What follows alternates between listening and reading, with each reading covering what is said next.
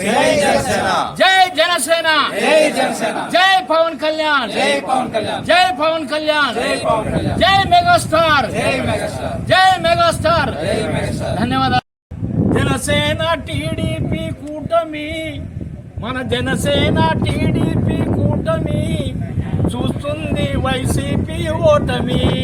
అరే జనసేన బీజేపీ కూటమి, అరే చూస్తుంది ఫ్యాను రెక్కలోటమి.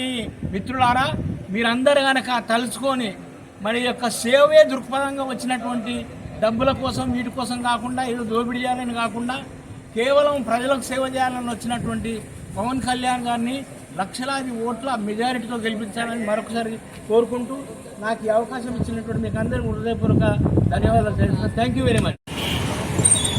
తూర్పుగోదావరి మన పిఠాపురం నియోజకవర్గంలో ఈరోజు మరి ఒక గొప్ప వ్యక్తి, సినిమా నటుడనే కాదు, ఆయన ఒక సమాజాన్ని ఉద్ధరించాలని ముందుకొచ్చి కోట్లాది రూపాయల రాబడిని వదులుకొని ఈరోజు మరి ప్రజాహితం కోసం పోటీ చేయడానికి వచ్చినటువంటి పవర్ స్టార్ పవన్ కళ్యాణ్ గారి యొక్క మన విజయాన్ని కాంక్షిస్తూ నేను హైదరాబాద్ నుండి ఈరోజు ఇక్కడికి రావడం జరిగింది.